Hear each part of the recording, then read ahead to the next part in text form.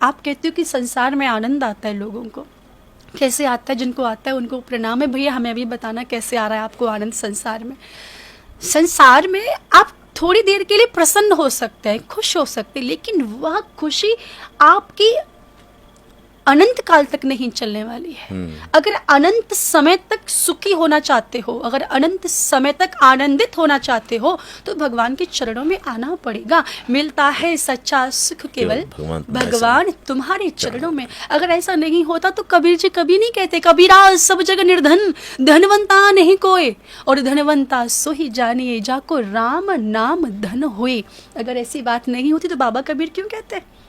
बाबा कबीर ने बोल दिया, अरे भैया संसार में न कोई धनी है न कोई सुखी है, कोई तन दुखी, कोई मन दुखी, कोई धन बिन रहित तो उदास, और थोड़े थोड़े सब दुखी, सुखी राम के दास। कोई तन से दुखी है, लाखों रुपए महीने कमाते हैं, खाते क्या है? मूंग की दाल के साथ बिना घी की रोटी। लाखों रुपए कमा रहे हैं, घी नहीं खा सकते, बटर नहीं खा सकते, तन से दुखी है। क्या फायदा लाखों रुपए कमाने का जब घी का आनंद नहीं ले सकते, एक रसगुल्ला नहीं खा सकते, हाँ, एक सोन पापड़ी नहीं खा सकते, कलाकंद नहीं खा सकते, एक जलेबी नहीं खा सकते। क्या करोगे लाखों रुपए कमाने का, क्या फायदा? कुछ लोग मन से दुखी है, शरीर फिट है, धन भी बहुत है, लेकिन मानसिक चिंता है। पिताजी चाहते हैं कि अपने बेटे का विवाह बड़े खानदान में करूंगा, अच्छे खानदान की बहू लेकर आऊंगा, बेटा घर की नौकरानी को ही लेके भाग गया। मन से दुखी, कोर्ट मैरिज कर ली, बेटा नहीं सुनता पिता की, बेटी नहीं सुनती, पिताजी मन से दुखी हो गए। आप कह रहे हो संसार में सुख है और आनंद है, मुझे तो समझ नहीं आया कहाँ पर है। और तीसरे नंबर के बैठे कोई धन भी नहीं रहे तो उदास। एक मजदूर कितनी बड़ी बड़ी बिल्डिंग बनाता है, जान जोखिम में डालकर काम करता है, तब शाम को 500 और 1000 रुपए मिलते हैं, उस 1000 रुपए को लेकर घर जाता है, उसमें से आटा दाल चावल रोटी सब खरीदता है, बच्चों की स्कूल यूनिफॉर्म भी खरीदता है, बच्चों की फीस भी भरता है, और सुनो माता पिता की दवाई भी लेकर आता है, और अगर घर में रिश्तेदार आ गए तो उनकी विदा की व्यवस्था भी करता है उस 1000 रुपए में से, है ना। तो इसीलिए कबीर जी ने कहा भैया कोई सुखी नहीं है, कबीरा सब जग निर्धन, धनवंता नहीं कोई, धनवंता सो ही जानिए जाको राम नाम धन होए। इस संसार में सबसे बड़ा धनवान साहब वही है जिसके पास भगवान के नाम का धन है, क्योंकि एक यही धन हमारे साथ जाएगा। मीराबाई कहती थी सांसारिक धन को कमाने में भी बहुत मेहनत लगती है ना, बड़ा कष्ट होता है, उससे भी ज़्यादा कष्ट उसको खर्च करने में होता है। हमने इतनी मेहनत से कमाया था, ऐसे खर्च हो गया। और उससे भी ज़्यादा कष्ट तब होता है जब कोई चोरों से चुरा के ले जाता है, प्राण नहीं जाते, बस इतना हो जाता है। तो मीराबाई कहती थी सांसारिक धन को इकट्ठा करने में कष्ट, कमाने में कष्ट, रखवाली करने में कष्ट, हाँ, ये भी डर के कोई भाई बंधव न हमसे बांट ले, कोई बंटवारा ना हो जाए, है ना, कितना कष्ट होता है। लेकिन मीराबाई कहती है मेरा कृष्ण धन कितना अच्छा है, न कोई चोर चुरा सकता है, न कोई लुटेरा लूट सकता है, न कोई भाई बहन इसको बांट सकता है। और सुनो, इस धन को आप जितना खर्च करोगे उतना बढ़ जाएगा। तो बेस्ट कौन सा है? भगवान के नाम का धन। इस धन को इकट्ठा करो। अगर वास्तविक रूप में आनंदित होना चाहते हो, प्रसन्न होना चाहते हो, तो भगवान की शरणागति आपको करनी ही पड़ेगी, क्योंकि आनंद आपको वही मिलेगा।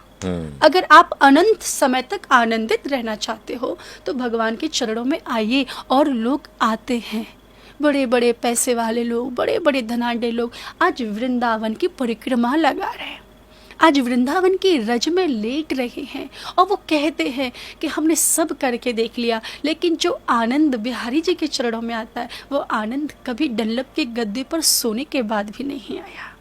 बात तो सही है, आनंद और खुशी दोनों। लेकिन इसका मतलब ये नहीं है कि कई लोग मेरे पॉडकास्ट का गलत मतलब निकालें कि हम पैसे नहीं करें, हम बच्चों को नहीं पालें, या पैसे कमाना बुरी चीज नहीं है। नीति के साथ धन कमाना बुरा नहीं है। धन हमारी मूलभूत आवश्यकता है। धन हम सभी को अपने जीवन में बहुत ही इम्पोर्टेंट चीज है। मैं कभी ये नहीं कहती कि आप पैसे मत कमाओ, नौकरी मत करो, कुछ न भगवान ने कभी कहा न हम ऐसा कहते। हम इतना कह रहे हैं कि देखो, संसार में रहने के लिए एक बड़ा सा घर बनाना धर्म होता है। करोड़ों रुपए कमाओ, ये भी धर्म है। नीति के साथ, गलत तरीके से नहीं, नीति के साथ अच्छे तरीके से धन कमाओ। बहुत सारा माता लोग पिता की गोल सेवा सेटिंग करो वो करता भी है। धर्म है, पत्नी से प्रेम करो वो भी धर्म है, बच्चों से स्नेह करो वो भी धर्म है। क्योंकि पत्नी मेरी है, बच्चे मेरे हैं, ये खजाना मेरा है, ये गाड़ी मेरी है, इसके बिना मैं मर जाऊंगा, यही अधर्म है। ये जो चीजों आपके- को आपको ध्यान देना पड़ेगा। धन संसार का है, आपका नहीं है। जिस दिन आपको ये समझ में आ गया तो आप कभी भ्रमित नहीं होंगे। आप संसार में रहकर अपने दायित्व भी पूरे कर पाएंगे। देखो हमारे दो दायित्व है, एक शरीर का दायित्व है, एक आत्मा का दायित्व है। दो चीज हम लेकर अपने साथ आए हैं। शरीर संसार से मिला है, इसीलिए इसको संसार की सेवा में लगाना पड़ेगा। और हमारी आत्मा परमात्मा का अंश है, इसके नाते अपने कल्याण के लिए हमें अपनी आत्मा को भगवान की सेवा में लगाना ही पड़ेगा, तभी हमारा कल्याण होगा। तन पवित्र सेवा किए, धन पवित्र कर दान, मन पवित्र हरि भजन सो होत त्रिविध कल्याण। तीनों चीजों को अलग अलग जगह लगा दीजिए, आपकी वही मुक्ति होगी जो मुक्ति एक सन्यासी की होती है। भगवान ने खुद बोला है, मुझे गृहस्थ जीवन में रहने वाले लोग उतने ही प्रिय हैं जितने सन्यासी प्रिय हैं, बल्कि गृहस्थ जीवन तो सबसे ज्यादा श्रेष्ठ है। इसमें आप पत्नी बच्चों के साथ रहते हुए भगवान की भक्ति कर रहे हो, इससे अच्छी बात कोई नहीं हो सकती। ये बात भगवान ने खुद कही है। तो बस छोटी छोटी बातें हैं, इनका ध्यान रखिए, फिर कोई प्रॉब्लम नहीं आएगा कभी भी। मुझे लगता है बहुत शानदार तरीके से इसको समझने के लिए, इसलिए मैं कहीं भी इंटरप्ट नहीं कर रहा हूँ, क्योंकि सवाल बहुत है, लेकिन मुझे लग रहा है कि जो जवाब आने चाहिए ना, क्योंकि एक से दूसरी कड़ी जो जुड़ी हुई है वो बड़ी अहम है।